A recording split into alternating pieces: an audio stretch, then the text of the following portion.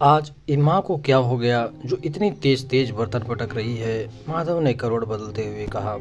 तो मृणालिनी बड़ी तेजी से लपक कर उठी और घड़ी देखते हुए बोली, हे भगवान, आज तो बहुत देर हो गई उठने में।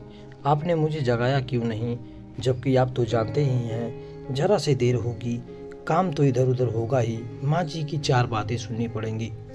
माधव, ये बर्तन पटकना अलार्म है माँ जी का मेरे लिए, कहते हुए मृणालिनी जल्दी से कमरे से बाहर जाने लगी। तभी माधव ने उसका हाथ पकड़ लिया और अपनी ओर खींच लिया और बोला, रोज ही तो सुबह 4 बजे उठती हो, आज एक दिन जरा सी देर हो गई तो आफत नहीं आ गई। फिर कितनी ज्यादा सर्दी है, इतनी जल्दी सुबह सुबह ठंडे पानी में काम करने के कारण ही तुम्हारे हाथ पैर की उंगलियां सूज गई हैं, छाले भी पड़ गए हैं। जरा देर लेटी रहो यहीं मेरे पास, वैसे भी घर में कोई इतनी जल्दी नहीं उठने वाला। आज माधव ने उसे उठने नहीं दिया, लेकिन फिर भी उसे चैन नहीं पड़ा। वो उठ ही गई, क्योंकि उसे पता था कि दिन भर का काम इधर उधर हो जाएगा और वह परेशानी होगी। वह जैसे ही नहा धोकर किचन में पहुंची, सासू माँ के झल्ले पट्टे चालू थे।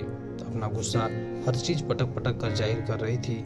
वो समझ गई कि आज पूरे दिन वो उनके खूब भजन का शिकार बनेगी। एक हम लोग थे, घर में सबके उठने से पहले ही सारा काम कर डालते थे, और एक हमारी बहू रानी है जो सास के बर्तन धोने की आवाज पर भी नहीं जाग पाई और अब आ रही है। सब लोग जानेंगे तो क्या कहेंगे, घर की बहू सोती रहती है और सास काम करती है। कमला देवी लगातार बर्तन इधर से उधर जबरदस्ती पटक दिखा रही थी कि वो कितना काम कर रही है।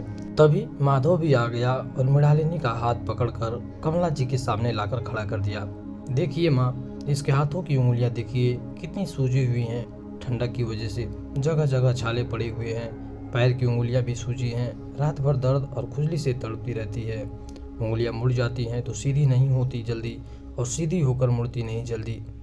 अपने बाल तक बड़ी मुश्किल से बना पाई है, क्योंकि उसके हाथ ही उसका साथ नहीं दे रहे हैं। कल ही मुझे बता रही थी कि उसे आटा नहीं गूंथा जाता, ना पूरी रोटी बेलने बनता है। मैं यह नहीं कह रहा कि वो बिल्कुल आराम करे, लेकिन अगर काम थोड़ा धीरे धीरे करेगी और समय से थोड़ा इधर उधर हो जाएगा तो कोई आफत नहीं टूट पड़ेगी। आज मैंने ही उसे जल्दी नहीं उठने दिया।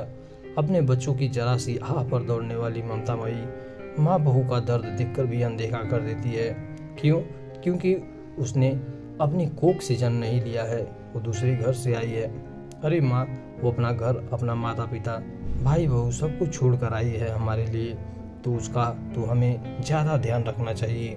आप भले ही उसकी उंगलियां पर मलहम मत लगाइए, लेकिन दिल पर प्यार का मलहम जरूर लगाइए, वरना वो आपका दर्द कैसे समझेगी। माधव, उंगलियां तो मेरी भी सूज जाती हैं सर्दियों में, और दर्द भी बहुत होता है, लेकिन मेरा दर्द कभी किसी ने नहीं समझा, इसीलिए शायद मैं भी अपनी बहू का दर्द नहीं समझना चाहती। मुझे लगता है कि जब मैं कर सकती थी तो बहू क्यों नहीं कर सकती। ज़्यादा सुकुमारी बन जाएगी तो घर की जिम्मेदारियों को उठाना कैसे सीखेगी।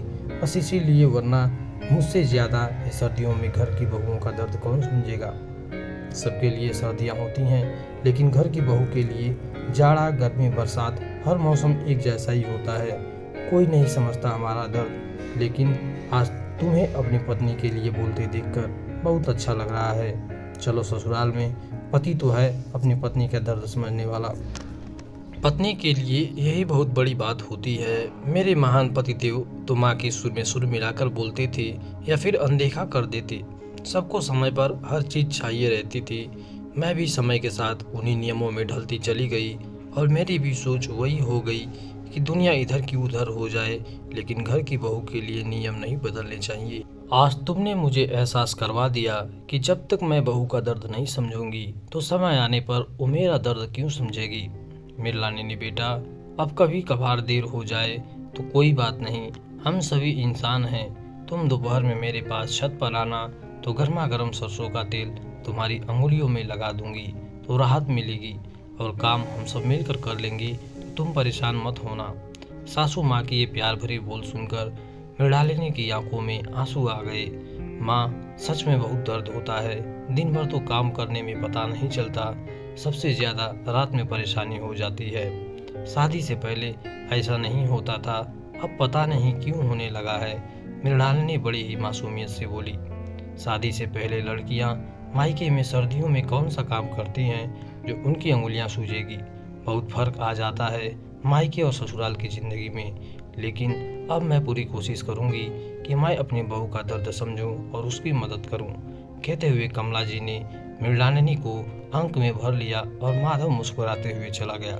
आशा करता हूं आपको ये छोटी सी स्टोरी पसंद आई होगी। सो प्लीज़ वीडियो को लाइक करें, कमेंट करें। अगर आप चैनल पर नए हैं तो चैनल को सब्सक्राइब कर बेल आइकन प्रेस कर लें, सो दैट आने वाली नेक्स्ट वीडियो का अपडेट आपको मिलता रहे। धन्यवाद।